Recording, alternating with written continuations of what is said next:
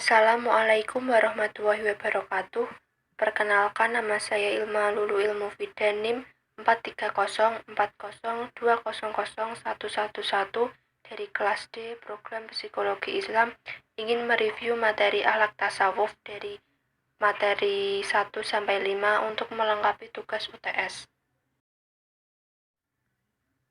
Materi yang keempat adalah manajemen hati sebagai inti pendidikan akhlak. Manajemen kolbu atau manajemen hati yaitu mengelola kolbu supaya potensi positif bisa berkembang maksimal, mengiring kemampuan berpikir dan bertindak, dan dikendalikan sehingga tidak berubah menjadi tindakan yang negatif. Apabila seseorang hamba kolbunya telah bersih, bening dan lurus, akan tercermin pula pada diri dan pelaku lahiriahnya. Upaya yang dapat dilakukan untuk pencerahan kolbu antara lain membiasakan sekuat daya untuk melakukan pembersihan atau pelurusan kolbu. Yang kedua, senantiasa berkemauan kuat untuk meningkatkan kemampuan keprofesionalan diri dalam bidang apapun. Untuk pembersihan hati, ada 5 tahap yang perlu ditempuh. 1. Adanya tekad kuat untuk memahami dan memperbaiki diri serta membersihkan hati. Yang kedua, memiliki ilmu mengenai pemahaman atau pengenalan diri. Yang ketiga, menafakuri diri sendiri melalui evaluasi diri dengan bekal ilmu. Yang keempat, proses mengevaluasi diri perlu untuk diperluas. Yang kelima, berkaitan dengan proses pembelajaran, yaitu bagaimana diri mau belajar menjadi diri orang lain.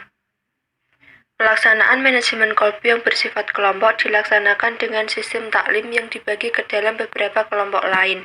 Materi yang diberikan bertendensi kepada pembentukan akhlak seperti kesabaran, kejujuran, dan keteladanan.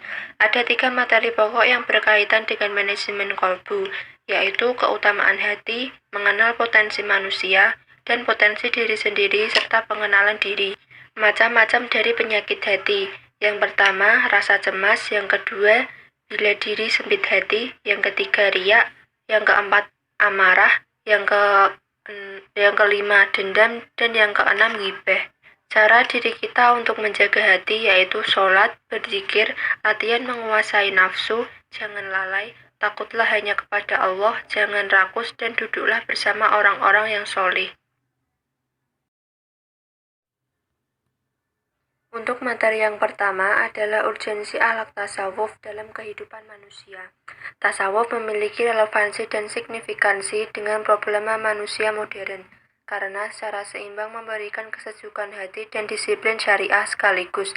Tasawuf dapat dipahami sebagai pembentuk tingkah laku melalui pendekatan tasawuf suluki atau tasawuf akhlaki, dan dapat memuaskan dahaga intelektual melalui pendekatan tasawuf falsafi. Tasawuf juga dapat diamalkan oleh setiap muslim dari lapisan sosial manapun dan di tempat manapun.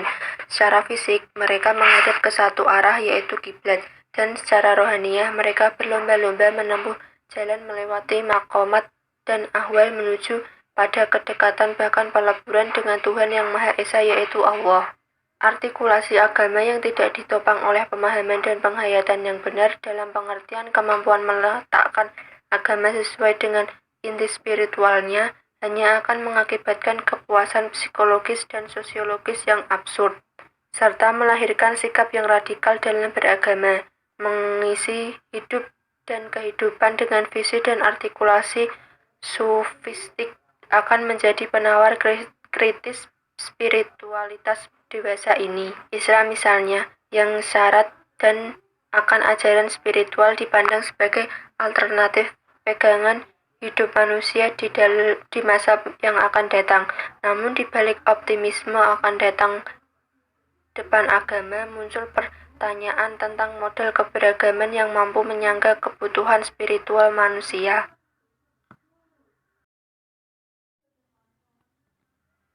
Materi kedua adalah pengertian, ruang lingkup, dan tujuan dari akhlak tasawuf. Akhlak atau huluk bisa diartikan budi pekerti atau adat, kebiasaan, muru'ah, dan diartikan sebagai tabiat. Dapat disimpulkan dari beberapa ahli bahwa akhlak adalah jiwa yang mendorong manusia untuk melakukan perbuatan spontan tanpa harus berpikir panjang, serta tidak ada paksaan. Dalam diri manusia ada dorongan batin, di antaranya tabiat, akhlak pikiran, dan hati nurani. Objek mempelajari akhlak tasawuf untuk mengetahui perilaku manusia. Tasawuf berasal dari kata sofa atau suci. Berarti tasawuf menurut istilah adalah usaha untuk mendekatkan diri kepada Tuhan sedekat mungkin melalui metode pensucian rohani maupun memperbanyak ibadah, zikir, dan amalan. Fungsi tasawuf untuk mensterilkan hati manusia dari berbagai macam penyakit untuk mengantarkan manusia menuju keselamatan dunia akhirat. Akhlak tasawuf, upaya melatih jiwa dengan berbagai kegiatan yang dapat membebaskan dirinya dari pengaruh kehidupan dunia, sehingga tercermin akhlak mulia dan dekat dengan Allah. Atau juga bisa akhlak tasawuf merupakan kegiatan yang berhubungan dengan pembinaan mental rohaniah agar selalu dekat dengan Allah. Tujuannya untuk memberi pedoman untuk manusia dalam mengetahui dan membedakan antara yang baik atau buruk dan benar atau salah. Yang kedua, tujuannya adalah akhlak menjadi salah satu hal terpenting dalam tatanan kehidupan, beberapa bahkan lebih penting dari ilmu. Materi yang ketiga adalah berakhlak baik dengan pencipta dan lingkungan sekitar.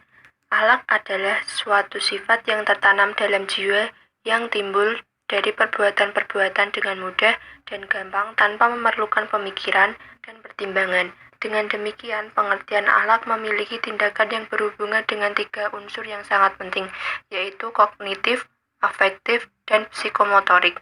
Ciri-ciri perbuatan akhlak. 1. Tertanam kuat dalam jiwa seseorang sehingga telah menjadi kepribadiannya. 2. Dilakukan dengan mudah tanpa pemikiran. 3. Timbul dari dalam jiwa orang yang mengerjakannya tanpa paksaan atau tekanan dari luar. 4. Dilakukan dengan sungguh-sungguh. Dan yang kelima, dilakukan dengan ikhlas. Akhlak kepada Sang Pencipta yaitu Allah dapat diartikan sebagai sikap atau perbuatan yang seharusnya dilakukan oleh manusia sebagai makhluk kepada Allah atau Khalik. Adapun 4 alasan mengapa manusia perlu berakhlak kepada Allah. Di antara lain, karena Allah yang menciptakan manusia, karena Allah yang telah memperlengkapkan panca indera, karena Allah telah menyediakan berbagai bahan dan sarana yang diperlukan bagi kelangsungan hidup manusia.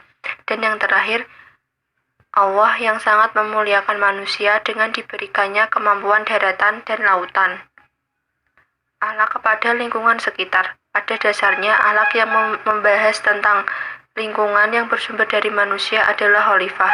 Kekhalifahan menurut adanya interaksi manusia dengan sesamanya dan manusia terhadap alam. Kekhalifahan mengandung arti pengayoman, pemeliharaan, bimbingan agar setiap pencapaian mencapai tujuan penciptanya. Adapun contoh berakhlak kepada lingkungan sekitar antara lain memelihara dan menjaga alam agar tetap bersih dan sehat, menghindari pekerjaan yang menimbulkan kerusakan alam, tidak memetik bunga sebelum mekar, tidak mengambil buah sebelum matang. Dari beberapa contoh di atas, maka dapat disimpulkan bahwa manusia dituntut untuk menghargai sebuah proses yang akan mengantarkan manusia menjadi bertanggung jawab sehingga tidak merusak lingkungan. Dan materi yang kelima adalah taubat. Taubat adalah kembali kepada Allah dengan melepaskan hati dari belenggu yang membuatnya terus-menerus melakukan dosa, lalu melaksanakan semua hak Allah Azza wa Jalla. Dalam Kamus Besar Bahasa Indonesia, kata taubat diartikan sadar dan menyesal akan dosa, perbuatan yang salah atau jahat, dan berniat akan memperbaiki tingkah laku dan perbuatan. Taubat berasal dari kata taba, berarti dengan kata taba adalah anaba dan aba. Taubat adalah sesuatu yang baik dan wajib dilakukan oleh setiap manusia, baik yang berdosa maupun tidak.